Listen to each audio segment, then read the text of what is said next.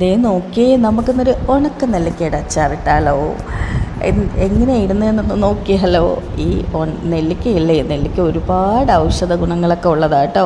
പക്ഷെ കയ്പ്പായതുകൊണ്ട് ആരും കഴിക്കില്ല. അപ്പോൾ നമുക്കതിനെ എങ്ങനെ ഒന്ന് അച്ചാറിടാമെന്ന് നോക്കാം. അപ്പോൾ ഉണക്ക നെല്ലിക്ക നന്നായിട്ട് ഉപ്പിട്ട് 3 ദിവസം വച്ച് വെയിലത്ത് ഒറ്റ ദിവസത്തെ വെയിൽ കൊണ്ടൊന്ന് ജസ്റ്റ് ഉണക്കിയെടുക്കണം. ഇനി ഒരു പാത്രം വെച്ച് അതിനകത്ത് നല്ലെണ്ണയൊക്കെ ഒഴിച്ച് കടുകൊക്കെ ഇട്ട് ഇഞ്ചി, വെളുത്തുള്ളി, പച്ചമുളക്, ഉപ്പ്, കറിവേപ്പിലയും കൂടി ഉണ്ടെങ്കിൽ ഇടണം. ഇവിടെ ഇല്ലായിരുന്നു കേട്ടോ. അപ്പോൾ ഉള്ളതൊക്കെ വെച്ചൊക്കെ ഉണ്ടാക്കാൻ പോവുക.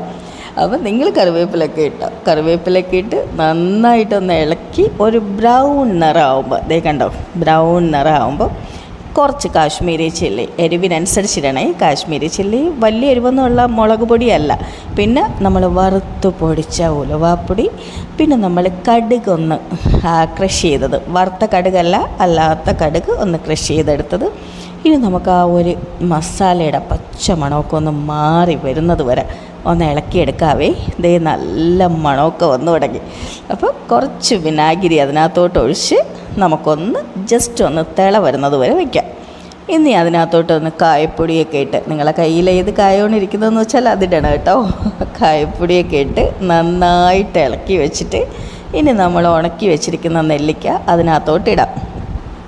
എല്ലാവരും പച്ച നെല്ലിക്കയല്ല ഇടുന്നത്. അപ്പം നമുക്കൊന്ന് ഉണക്കിയിട്ട് നോക്കിയാൽ അതൊരു വേറൊരു ടേസ്റ്റാണ് കേട്ടോ. ഉണക്കിയിടുന്നത് നല്ല ഉപ്പൊക്കെ പിടിച്ച് ഒരു ദിവസത്തെ വെയിലൊക്കെ കൊണ്ട് ഉണങ്ങിയെടുക്കുമ്പോൾ നല്ല മണമാണ്.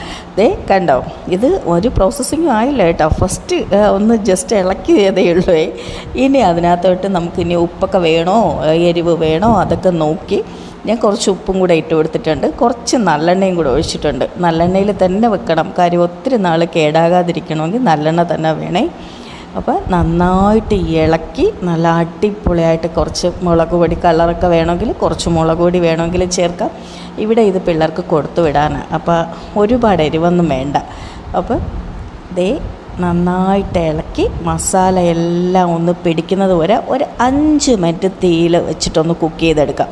കാര്യം അല്ലാന്നുണ്ടെങ്കിൽ ഇതിൽ മസാല പിടിക്കത്തില്ല, ഉണങ്ങിയും കൂടി ഇരിക്കുന്നതല്ലേ. ഒന്നതേ കുക്ക് ചെയ്ത് നല്ല 5-10 മിനിറ്റ് ഇളക്കി അടിയിൽ പിടിക്കാതെ നന്നായിട്ട് ഇളക്കി യോജിപ്പിച്ച് നമുക്കത് കുക്ക് ചെയ്തെടുക്കാം. അപ്പോൾ അതേ നല്ല മണമൊക്കെ വരുന്നുണ്ട് കേട്ടോ. അപ്പോൾ ഇതാണ് ഇതിൻ്റെ ഫൈനൽ സ്റ്റേജ്.